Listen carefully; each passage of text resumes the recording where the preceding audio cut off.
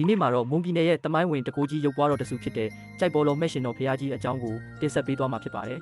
။မဲ့ရှင်တော်ဖရာကြီးဟာမွန်ပြည်နယ်ကြိုက်ထုံမြို့မှာတည်ရှိပြီးတမိုင်းကြောင်းအရအလွန်ထင်ရှားလာတဲ့မျိုးလေးမျိုးရုပ်ပွားတော်မြတ်တွေကတစုဖြစ်ပါတယ်။သာသနာတက္ကရာနှစ်ရ39ခုနှစ်ခန့်ကတီဟိုကျွန်းသို့မဟုတ်အခုခေတ်တီရီလင်္ကာနိုင်ငံကနေနန္တာမွေးကြိုင်တဲ့ကရမတာတစ်သားနဲ့ထုလုပ်ပူဇော်ခဲ့တာဖြစ်ပါတယ်။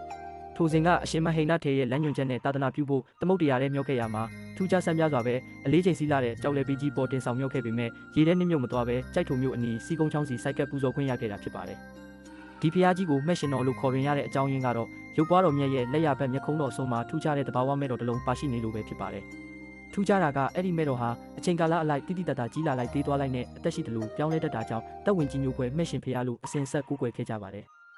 ကြိုက်ပေါ်တော်ဖရာကြီးမှာအံ့ဖွယ်ကြီး၃ပါးရှိတယ်လို့လည်းလူသိများပါတယ်။အဲ့ဓာတွေကတော့ရုပ်ပွားတော်မြတ်ဟာတက်တော်ထင်ရှားရှိတယ်လို့ပင်သက်ရှူတော်မူခြင်းမျက်ခုံးတော်ပေါ်ကမဲ့တော်ဟာအလိုလျောက်ကြီးသေးပြောင်းလဲခြင်းပင်လယ်ထဲမှာကြောက်လဲပြီးပေါ်တင်ဆောင်မြောက်ခဲ့ပေမဲ့ရေထဲနှမြုပ်မသွားခြင်းလို့ပဲဖြစ်ပါတယ်။အခုဆိုရင်ကြိုက်ထီရုပ်ဖရာဘူးသွားကြတဲ့မိဘပြည်သူတွေဟာကြိုက်ထုံမျိုးကိုရောက်ရင်မဖြစ်မနေဝင်ရောက်ဖူးမြော်လေးရှိတဲ့အထင်ကရသမိုင်းဝင်ဖရာတစုဖြစ်ပါတယ်။